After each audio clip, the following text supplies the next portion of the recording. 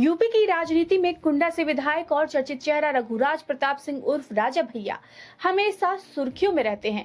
दशहरे के अवसर पर उनकी एक तस्वीर ने फिर से बवाल खड़ा कर दिया है। तस्वीर में राजा भैया विजयदशमी के मौके पर खुलेआम कई हथियारों की पूजा करते दिखाई दे रहे हैं। सोशल मीडिया पर ये तस्वीरें इतनी तेजी से वायरल हुई कि अब चर्चा गाँव गली से लेकर दिल्ली तक पहुँच चुका है। सवाल यही है कि क्या शस्त्र पूजन परंपरा है या फिर हथियारों का जखीरे का सार्वजनिक प्रदर्शन। आपको बता दें कि बीते दिन राजा भैया के खिलाफ उनकी पत्नी भानवी सिंह पहले ही गंभीर आरोप लगा चुकी हैं।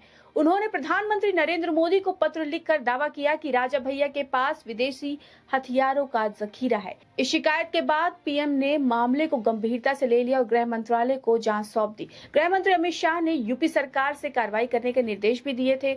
हालांकि आज तक जांच कहां तक पहुंची यह अभी स्पष्ट नहीं हो पाया है। लेकिन दशहरे पर राजा भैया द्वारा हथियारों का सार्वजनिक पूजन कहीं न कहीं उन्हीं आरोपों की गूंज को और प्रबल कर देता है। अगर राजा भैया के पास इतने हथियार हैं तो क्या यह सब वैध है? क्या दशहरे की परंपरा के नाम पर खुलेआम हथियारों का प्रदर्शन सही है?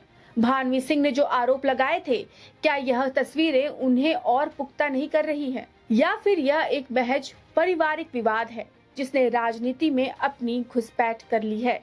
राजा भैया के समर्थकों का कहना है कि भानवी सिंह के आरोप सिर्फ उनकी छवि धूमिल करने की साजिश है और इसके पीछे कुछ राजनीतिक ताकतें काम कर रही हैं।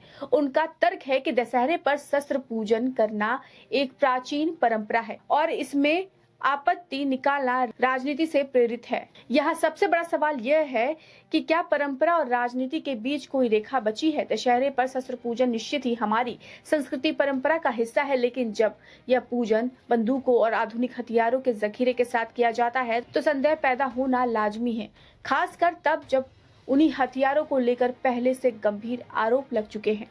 राजा भैया की छवि हमेशा से ही एक सत्ता और ताकत के इर्द गिर्द घूमती रही है, लेकिन अब सवाल ये है कि क्या यह ताकत लोकतांत्रिक दायरे में है या उससे बाहर जा रही है। भानवी सिंह के आरोपों और दशहरे की वायरल तस्वीरों ने निश्चित तौर पर कई नए सवाल खड़े कर दिए हैं। राजनीतिक परिवार और परंपरा, इन तीनों के बीच उलझे इस विवाद का जवाब भविष्य की राजनीति ही देगी। लेकिन इतना तो तय है कि इस बार राजा भैया सिर्फ अपने समर्थकों से नहीं बल्कि पूरे राज्य और केंद्र की निगाहों के घेरे में हैं। आपकी क्या राय है इस पूरे मुद्दे को लेकर? कमेंट सेक्शन में जरूर बताएं। अगर आपको वीडियो अच्छी लगे तो वीडियो को लाइक करें, चैनल को सब्सक्राइब करें।